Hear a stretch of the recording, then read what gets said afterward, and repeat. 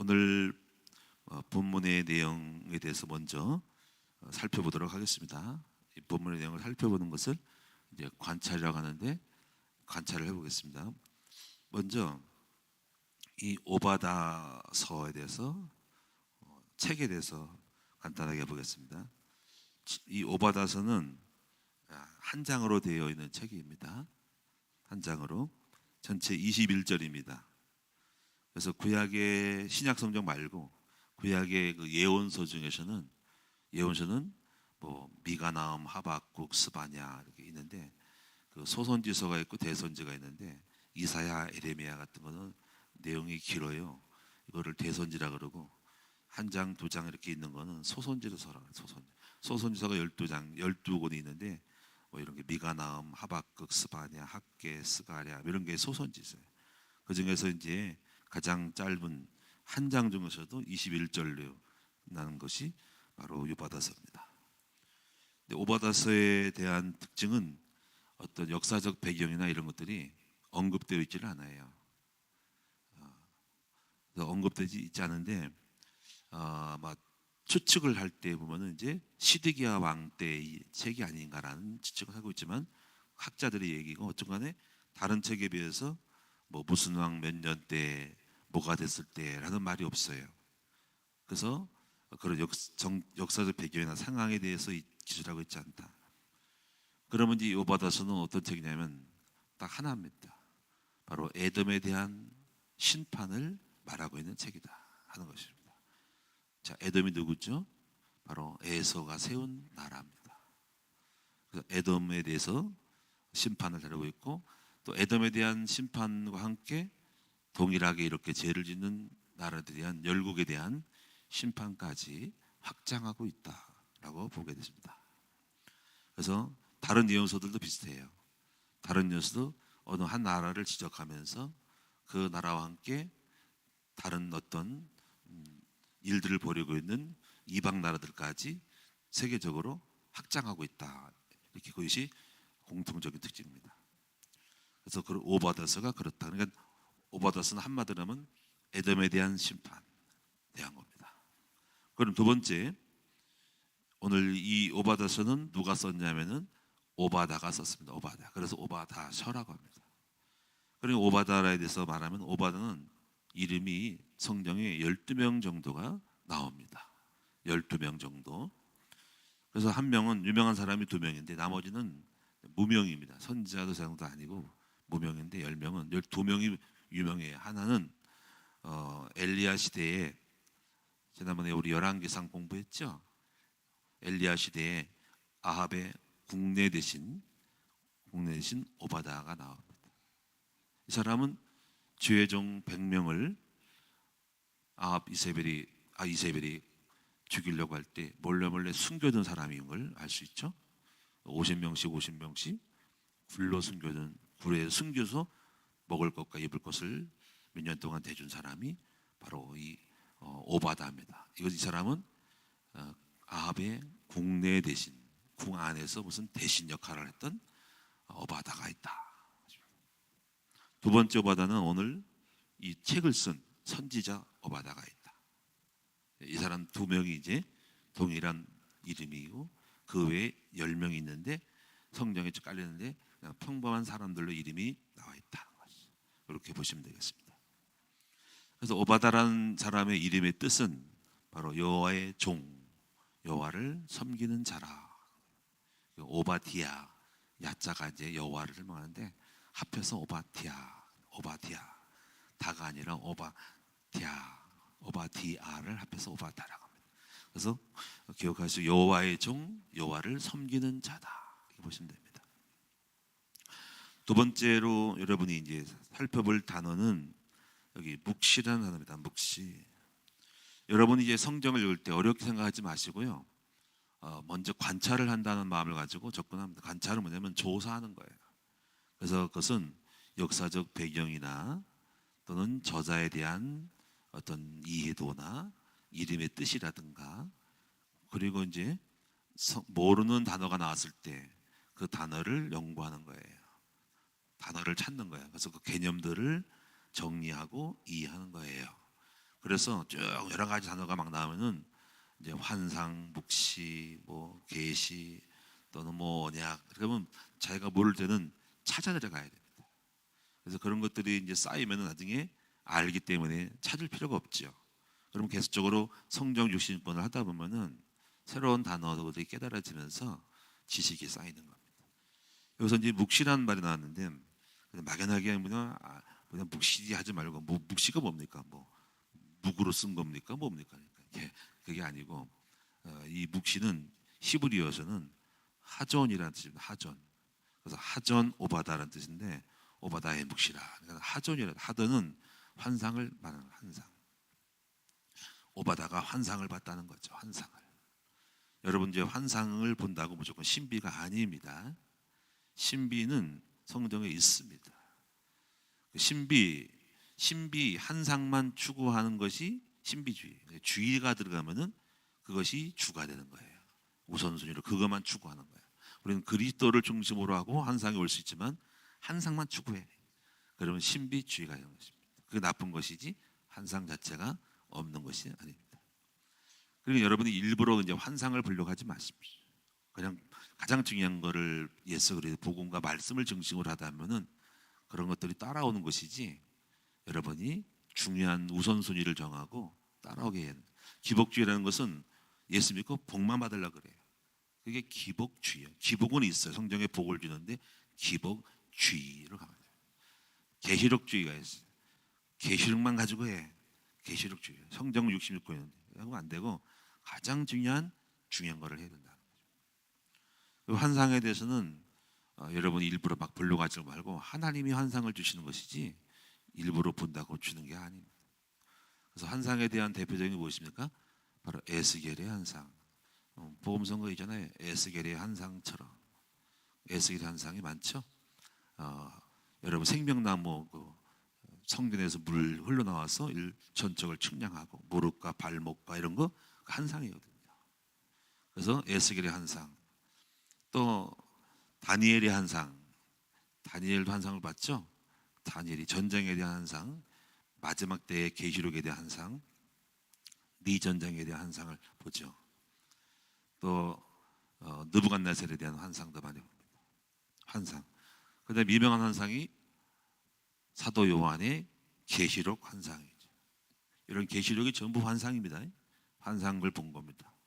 베드로의 환상, 신약 시대에는 베드로의 환상이 바로 기도하는데 환상이 보이면서 바구니에 이렇게 뭐가 내려오는 짐승이 못 먹는 부정한 짐승이 내려온다.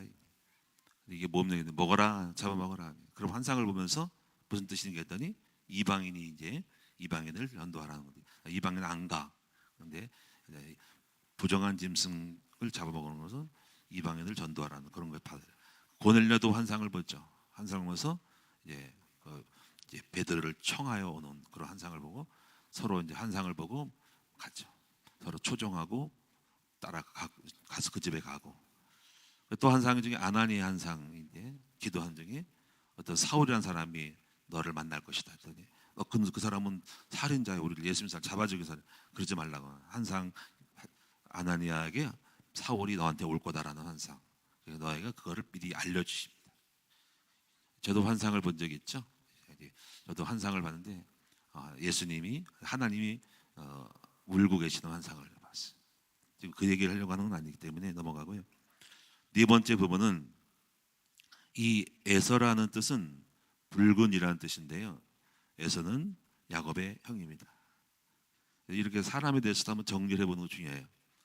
어머니 리브가가 이삭으로부터 태어난 두 아들로서 형이 야곱에게 에서가 야곱에게 밖에 나가 사냥하고 왔다가 배고파서 팥죽을 달랬더니 음식 달라 했더니 음식을 달랬더니 먹을 게 없네 했더니 팥죽 있다고 하면서 팥죽을 그래 좀 달라 하면서 형 에서가 야곱이 요청해서 장자권을 달랬더니 장자권이 무슨 대수냐 하고서 장자권을 주고 팥죽을 먹었던 일. 그래서 그런 어떤 사건 속에서 나중에 후회하고 바로 동생이 자기를 사기쳤다는 그런 마음을 갖고 분노하면서 평생 축복권을 뺏으려고 했다는 것을 의도를 알게 되면서 동생 야곱을 원수처럼 생각했던 그 사람이 바로 에서입니다. 근데 하나님은 이제 그것을 미리 전부터 태어날 때부터 예언하셨죠. 동생이 형을 어, 지배하게 되고 형이 동생을 섬기라는 예언을 했습니다. 그런 것들이 이제 하나님의 예언과 함께 예정 속에 있는데, 어쨌거나 하나님은 에서에게도 버리지 않고 한 나라를 줘 섬기게 하겠다 하는 것입니다. 근데 이제 이렇게 갈등 속에서 있으면서 서로 헤어져 지내다가 어느 날 에서의 그 민족은 성장하고 세일산에 거하고 사해 남쪽에 있는데, 세일산이라는 그 철광석 돌이 많은데 거기에 철이 많아요. 그래서 붉다는 거죠. 거기가 철이 많은 것은 돌이 붉어요. 그 철광석이 있는데 그 철을 생산해 가지고 철동기를 많이 만들어내는 그런 민족이었습니다. 그래서 이제 이 민족은 굉장히 자만심이 강했어요. 근데 이스라엘 민족이 출애굽을 할 때 그 지나갈 때 형하고 관계니까 좀 우리 길을 터달라 했더니 너 가지 마라 해가지고 이렇게 출애굽의 길을 막았어요. 그 악감정이 있는 거지. 그 작은 이야기들이 이제 동생이 내 동생이 이렇게 했다라는 것이 아마 구전돼서 왔을 거예요. 그러니까 그 민족 사이에는 이스라엘 야곱의 민족, 유다 민족에 대해서는 배타적인 것을 갖고 있는 거죠. 부모님들이 서로 앙금이 있으면 앙금을 훑준다고 자식에게 얘기하면은 자식들이 원수처럼 생각해가지고 평생 그 에서 민족, 에돔 족속은 이스라엘 민족을 적대적으로 생각하고 아주 그렇게 갈등 관계를 가지면서 협조하자는 거죠. 그래서 이제 이런 거를 통해서 이제 여러분이 에돔의 죄가 두 가지가 있는데 오늘 1절에서 9절에서는 교만죄고 10절 내일 할 말씀에는 형제를 돕지 않고 형제를 같은 배서 하잖아요. 공적한 죄, 이게 두 가지 죄입니다. 그래서 이거 10절에 나왔죠. 오늘 내일 거거나 안 하는데요. 오늘은 여러분이 첫 번째 죄가 뭐냐면 바로 교만의 죄라는 것입니다. 그래서 이제 오늘 이 교만의 죄를 다시 한번 살펴보면은 에돔은 이제 사해 남쪽에 있는 세일산의 붉은 바위에 높은 곳에 살았어요. 1500고지예요. 산 높은 고지 1500고지. 꼭대기 있어요. 그리고 돌산이에요. 천연의 요새예요. 적들이 공격하지 못할 만큼의 강력한 방어를 구축하고 있다 하는 겁니다. 또 거기에 땅이 붉다는 거예요. 붉다는 것은 이 철이 들어가 있는 것을 붉어요. 여러분 녹슬면은 붉잖아요. 그러니까 철 속에 돌 속에 철이 들어가 있는 거야. 철광석. 그래서 천연의 요새를 그걸 짓고 철강을 연구해가지고 자기들은 남에게 침략을 당하지 않는다고 하는 그 높은 곳에 있어가지고 아무도 못 올라온다 하는 그런 것 때문에 교만해졌어요. 교만했단 말이에요. 그래서 여기 보면은 2절, 3절을 보면은 그것을 설명하고 있습니다. 3절을 보면은 너의 마음이 교만이 너를 속였도다. 바위 틈에 거주하며 높은 곳에 사는 자여. 바위 틈, 높은 곳. 네가 마음에 이르기를 누가 능히 나를 끌어내리겠느냐. 이렇게 이게 교만한 거 이제 오늘 이 교만에 대해서 말씀드릴 건데 누가 나를 끌어내려 마음에 교만하기를. 그래서 4절에 보니까 근데 하나님이 네가 독수리처럼 높이 오르고 별 사이에 깃들여다. 별사라는 것은 하늘 꼭대기 오면 별이 보이잖아. 그만큼 높다는 거지. 별과 똑같이 높다 이거야. 땅이 아니라 높은 곳에 사니까 하늘의 별을 바라보고서 구름이 밑에 깔려 있어. 이 정도로 이제 높다. 그러니까 네가 그렇게 비유로 별 사이에 깃들일지라도 내가 너 거기에서 너를 끌어내리리라 하는 거예요. 그래서 5절에 보면은 어떻게 망하냐면은 도둑질하면은 조금 남기지 않겠냐. 농사할 때 포도를 농사하고 추수할 때 조금 곡식을 포도를 들따지 않냐. 다 싹쓸이하지 않냐. 들따지 않냐는 거지. 근데 에돔만큼은 싹쓸이하겠다는 거지. 도둑이 싹 긁어가겠다는 거지. 남기지 않는다. 그만큼 에돔은 완전히 망한다. 여러분 교만하면 완전히 망한다는 겁니다. 무서운 거예요. 이렇게 하게 돼. 그래서 6절에 에서가 어찌 그리 수탈되었으며 그 감춘 보물이 어찌 그리 빼앗겼는가. 그러면서 8절에 여호와의 말씀이니라 어떻게 망하냐면은 내가 에돔에서 지혜 있는 자를 멸하고, 그러니까 에돔 내 나라도 좀 지혜 있는 자가 있겠죠. 또 에서의 산에서 지각 있는 자를 멸하지 않겠냐. 그러니까 완전히 인재를 말살시키는 거니까 인재를. 똑똑한 자, 에돔을 이끌어갔던 지각 있는 정치인들, 훌륭한 사람들을 다 싹 없애버린다는 거예요. 그러니까 나라가 망한다는 거예요. 나라가 실제로 에서가 망했습니다. 주후 70년경에 예루살렘이 파괴될 때 그때 망했는데, 나중에 이드메라는 족속으로 좀 남다가 역사의 무대에서 AD 70년에 싹 사라져 버렸어요. 바벨론 때 망했어요. 바벨론 느부갓네살 왕이 쳐들었을 때 그때 망했는데, 이두메라는 족속으로 에서 민족이 이두메라고 들어보실 거예요. 이두메라고 있다가 AD 70년에 망했습니다. 주전 533년경인가 그때 바벨론 느부갓네살 왕이 에돔 족속을 다 멸했고, 나중에 좀 유지하다가 이두메라고 유지하다가 완전히 역사의 무대에서 사라졌다 하는 것입니다. 여러분, 민족이 나라가 될 수도 있고 민족이 사라질 수 있어요. 없어진 나라 하나가 에돔입니다. 에돔은 없었어요. 완전히 교만하면 끝장을 해버린다는 거죠. 자, 그래서 저는 오늘 여러분에게 이 교만에 대한 얘기를 좀 하려고 합니다. 그리고 교만한 겸손한 자가 받는 축복에 대해서 말씀드리겠습니다. 먼저 저는 여러분이 이 교만과 겸손이라는 것들을 같이 이해되는데, 겸손은 뭐냐면요, 또 교만이 뭐냐면요, 교만은 겸손은 같은 건데 이런 거예요. 이렇게 생각해야 됩니다. 겸손은 나의 나된 것은 하나님의 은혜다라고 생각하는 것이 겸손입니다. 네? 모든 것이 은혜라는 복음서가 있죠. 내가 지금까지 살아오면서 이루었던 모든 것이 은혜였음을 알았다 이거지. 내가 밥 먹고 사는 것도 은혜라 이거지.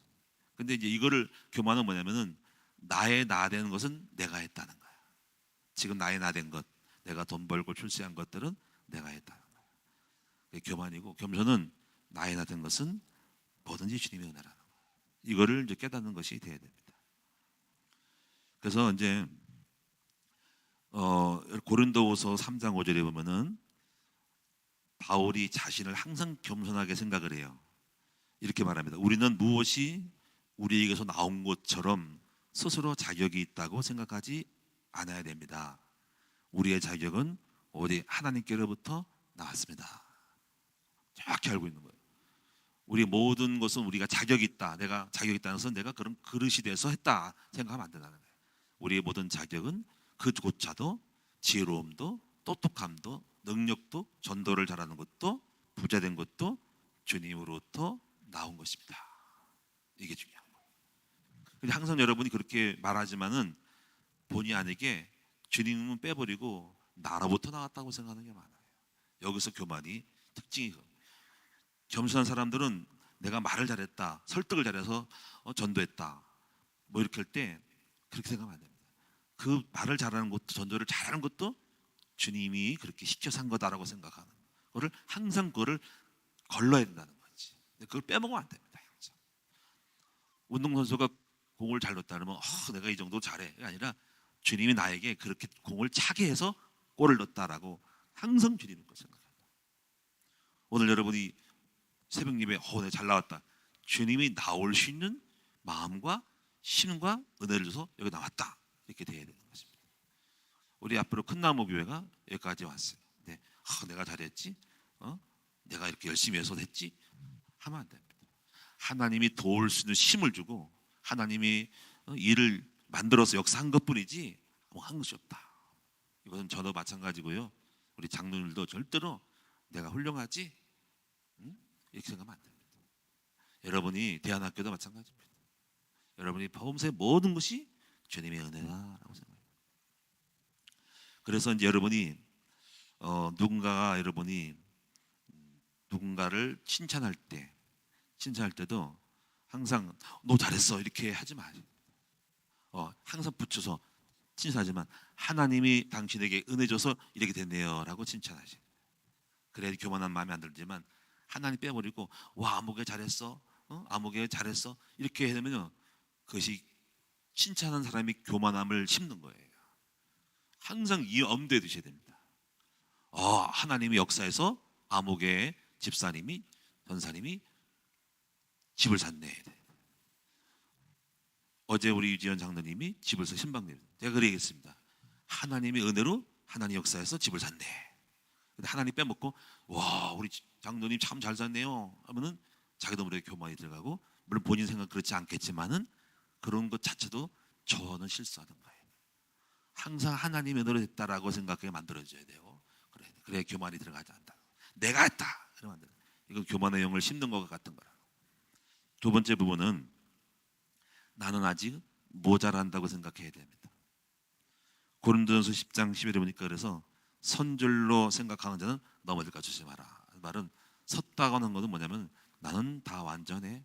나는 모자라지 않아. 난 다 알아. 다 됐다. 난 배울 게 없다라고 생각하는 사람. 나는 나를 가르칠 자가 누구냐. 이런 사람은 교만한 거예요. 그래서 이제 우리가 흔히 목사 안수를 받을 때 목사님들이 늘 경계하잖아요.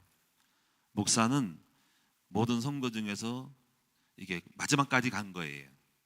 집사도 아니고, 집사는 또 그 위에 또 공부를 해야 되기 때문에 또 집사가 되면, 안수사는 또 조금 장도가 안 되기 때문에 배워야 됩니다. 장로 평신도의 장로는 또 거기서 나는 다 알아 평신도로 하는 순간 끝나. 근데 딱 하나 담임 목사로부터만 칭찬 듣죠. 충고를 받죠. 근데 그것도 못 들으면 그 사람 끝나는 겁니다. 목사는 거기다가 또 원로 목사가 되어져 있어요. 그러면 아무도 나를 가르칠 자가 없어. 내가 제일 높아. 또 거기다 교회가 부흥이 되면은 아무도 가르칠 자가 없어. 예? 근데 그 순간 그것이 바로 교만한 겁니다. 여러분들은 알게 모르게 교만해져 있는 사람이 많아요. 누가 말을 하면 듣지를 않아요. 그리고 튕겨버립니다. 이런 사람들은 교만한 사람이고, 자기가 다 됐다고 생각해가지고 거부하는 거거든요. 그래서 여러분 항상 그래서 잘못이 있으면요 기분 나빠해요. 충고를 못해요. 이 사람은 이미 교만한 거예요. 근데 충고를 받는 사람은 겸손한 사람입니다. 그래서 항상 남에게 배우려는 자세를 가져야 됩니다. 저도 항상 그런 마음을 가지려고 애를 쓰고 있고, 누가 이렇게 말하면은 저보다 교회도 못한 사람이 말해도요 겸손히 듣습니다. 그래서 여러분이 항상 배우려는 자세를 갖고 충고를 듣고 이렇게 들으려는 자세를 갖는 것이 바로 겸손한 자세고, 그렇지 않은 자세는 교만한 자세입니다. 세 번째는 여러분이 교만의 증서를 잘 알고 항상 깨워서 교만한 태도를 보이지 않도록 늘 경계를 해야 돼요. 왜냐하면 마음은 태도에서 나와요. 눈빛, 말투, 손짓, 몸짓에서 나오기 때문에 그런 증서를 보일 때는 거기에 대한 외부적으로도 교만함에 대한 것들을 갈무리를 해야 돼요. 교만한 칼날을 보이면 안 된다는 거예요. 그래서 교만한 사람들은 그래서 손짓이나 행동이나 말이나 눈빛으로 태도를 보여요.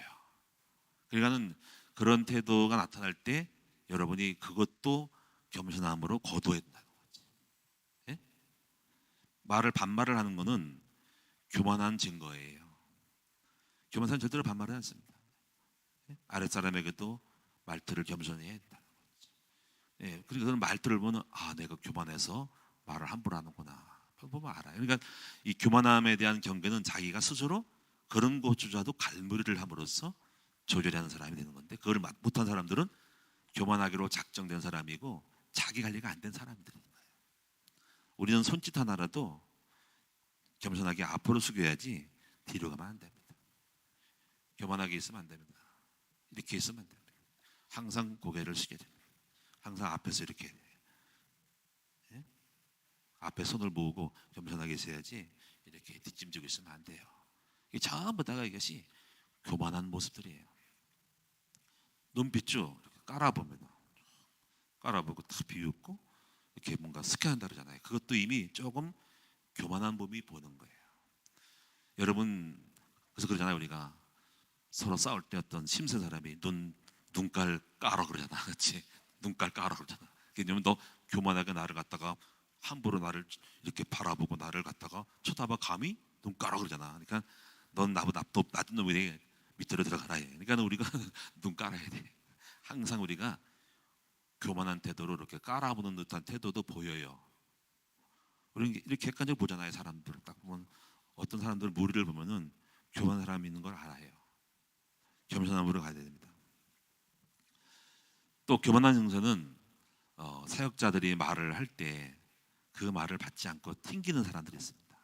그래서 반박을 하거나 반발을 해요. 그래서 거기다가 대응을 합니다. 이게 바로 듣지 않고 교만한 것 중에 특징 중 하나입니다. 그래서 이제 자신의 의견이 이렇게 반영되지 않고 있을 때는 뭔가 불만스러워서 딴짓을 하고 그 무리에서 이탈하는 것도 교만한 사람들이 하나입니다. 겸손한 사람들은 자기를 무시하고 자기 의견이 반영되지 않더라도 같이 협조하고 하는 것이 겸손이거든요. 내 말을 무시, 내 의견을 깔아버려? 나를 이렇게 대해? 웃기네. 너랑 안 놀아, 나는 너랑 달라 하고 도망가 버리죠. 아니면 개무시해 버리죠. 그게 바로 교만입니다. 겸손한 사람들은 그렇지 않습니다.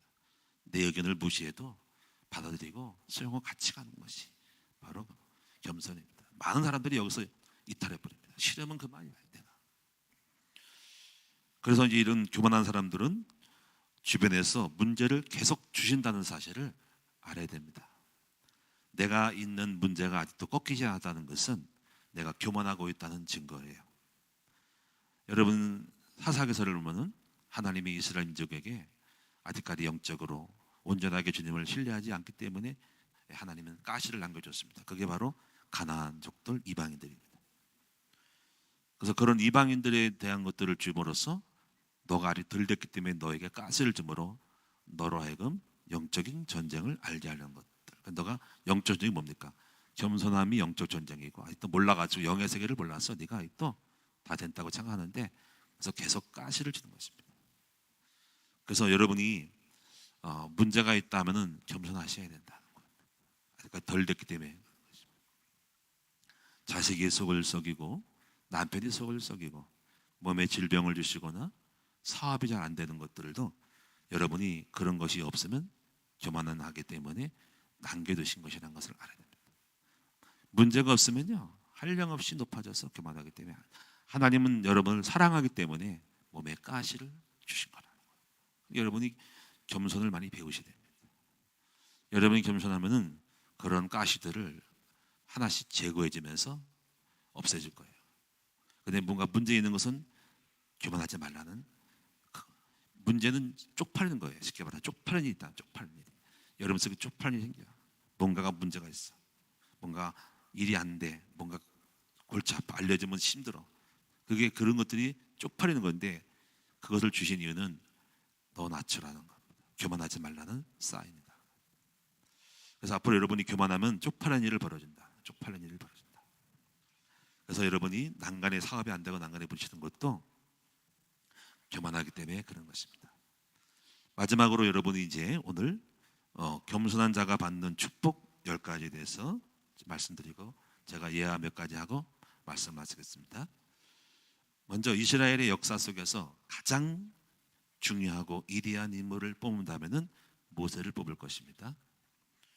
여러분 사도행전 7장 22절에 보면은 모세는 어떤 사람이냐면 외국에서 왕국에서 많은 학문과 지식과 많은 전쟁의 경험과 영웅이었습니다.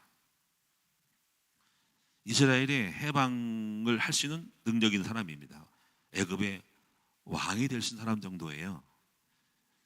22절 보니까 이렇게 말했습니다. 모세가 애굽 사람의 모든 지혜를 배워 그의 말과 행하는 일들이 능하더라 그랬습니다. 여기서 우리가 생각나는 게 없습니까? 모세가 말이 능하다 그랬어요. 말이 성경에 분명히 있어요. 22절에 7장 20절에 모세는 모든 사람의 모든 지혜를 배워서 그의 말과 행하는 일이 능하더라. 그런데 자만심이 있었죠. 그러다가 이스라엘 민족의 한 노예를 학대하는 애굽 사람을 죽인 후에 일이 안 풀려요. 자기를 따라올 줄 알았더니 그래가지고 도망가죠. 미디안 강야로 40년 동안 가면서 양치기가 되면서 겸손을 배웁니다. 완전히 겸손할 때 나타나셨는데 그때 주님 나타나가지고 모세를 흘려갔더니 이렇게 말을 합니다. 저는 입이 뻣뻣하여 말이 두나오니 안 맞잖아요. 어느 정도까지를 입이 뻣뻣할까? 사도행전 7장 20절 말 잘하는 사람이었어요. 그럼 말이 없어졌나? 자기가 겸손해진 거예요.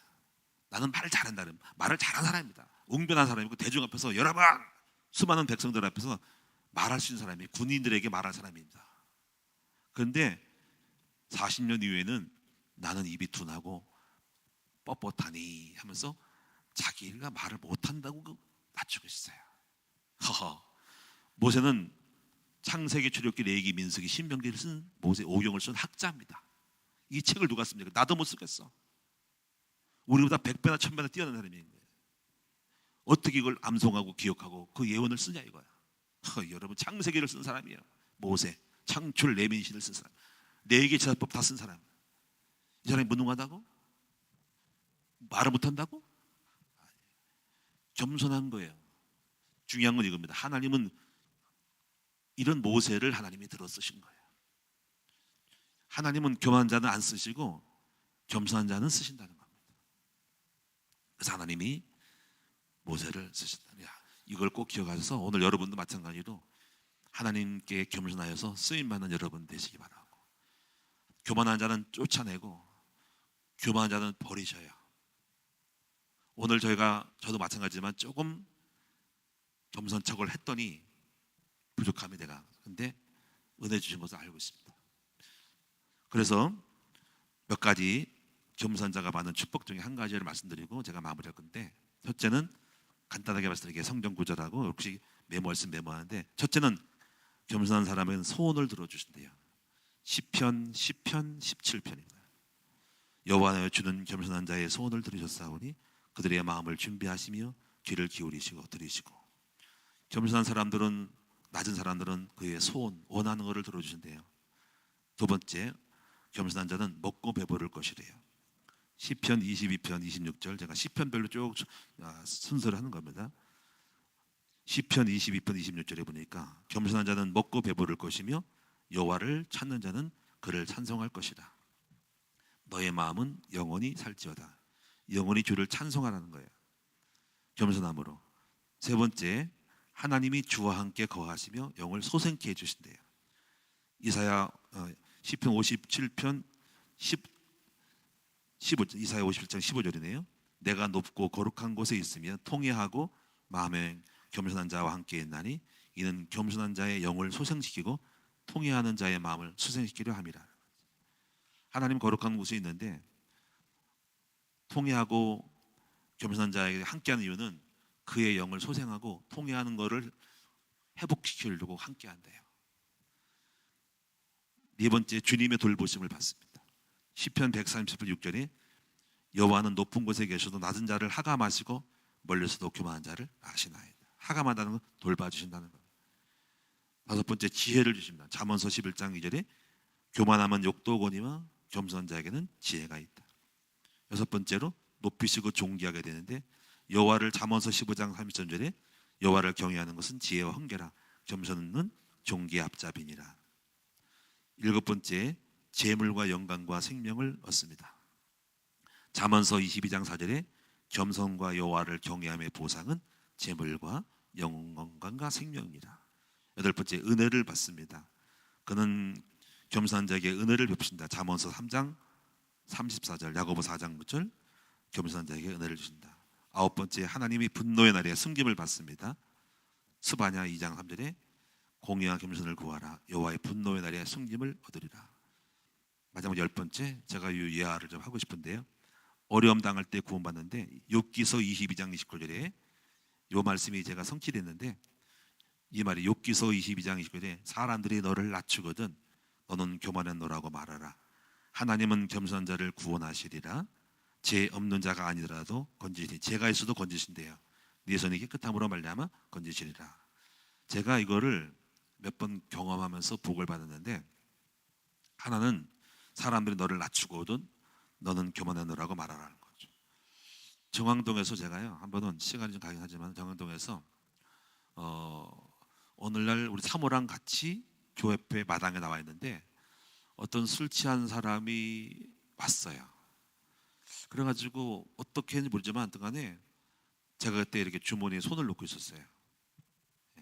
막 교회에서 막 그냥 술 취하고 막 뺑뺑 부리길래 사실 속에서 마음에 막 그 사람에 대해서 막 이렇게 무시하는 마음이 좀 있었어요. 예? 그래서 막 나한테 막 뭐 이렇게 막 대적을 하고 막 그러더라고. 약간 불량과 같이는 깡패처럼. 근데 그 사람이 나한테 그러더라고. 술 취했는데 막 그래서 야 이 새끼야 손 빼 그러더라고. 저한테. 여러분 그 말 들으면 어떨까요? 아무도 없잖아. 아무도 없으니까 어떻게 하겠지, 그치? 그 정도 눈치도 못 나고, 그치? 그래서 발로 한번 밀어낼까 하다가 옆에 사람이 해보더라고. 여보, 이분이 손빼라잖아. 손 뺐어요. 왜 그러십니까? 그래가지고 빨리 피했어.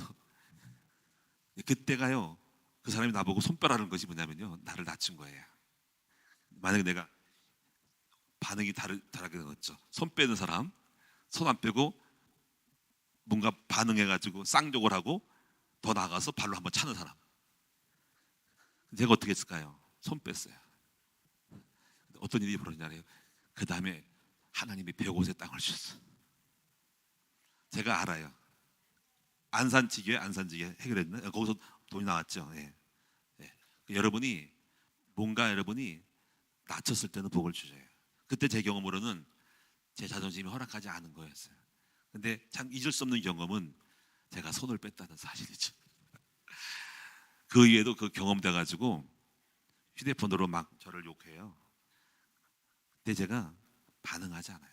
그냥 누가 나를 낮추거든 내가 교만한 너라고 겸손해지는 거죠.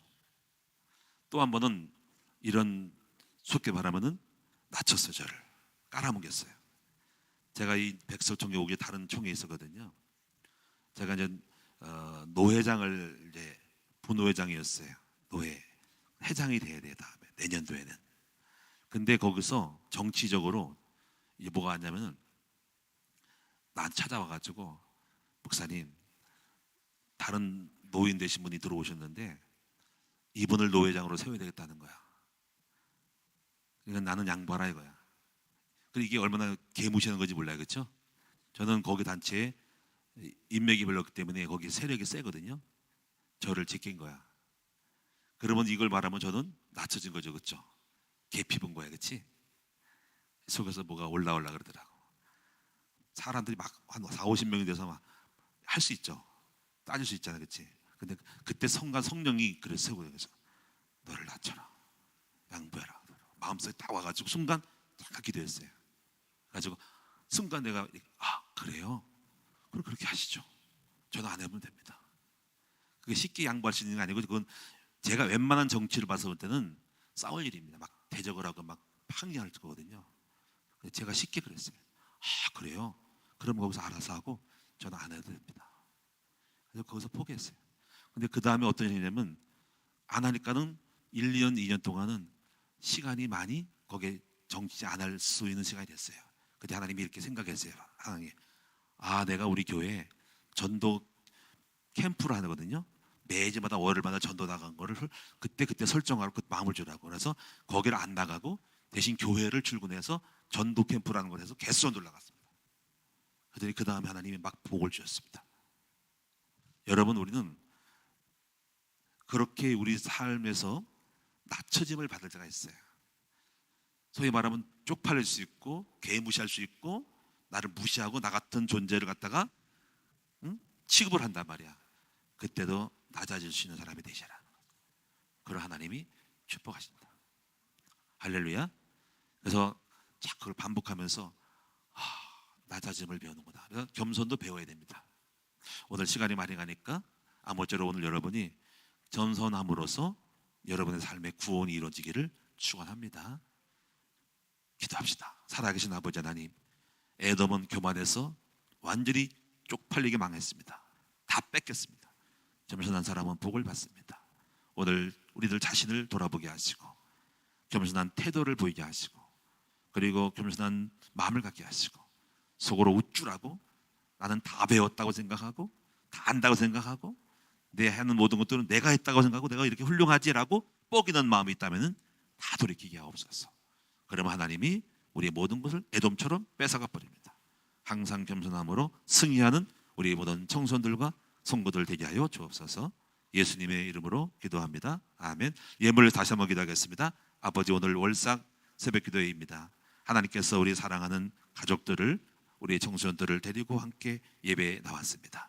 오늘 말씀 기억하고 이번 한 달 동안 평생 겸손함을 배워서 하나님이 우리를 긍휼하게 여기시고 불쌍히 여김으로 복을 받는 우리 모든 성도들이 다 되게 하여 주시옵소서. 한 달 동안 놀라운 기적을 맛볼 것을 믿습니다. 모든 것은 주님의 은혜라고 고백하게 하여 주시고 조금이라도 잠시라도 교만한 마음을 먹지 않도록 깨워서 겸손의 자리에 머물러 있는 우리가 되게 하여 주옵소서. 예수 그리스도 이름으로 축복하며 기도하옵나이다. 아멘. 하늘에 계신 우리 아버지여, 이름이 거룩히 여김을 받으시오며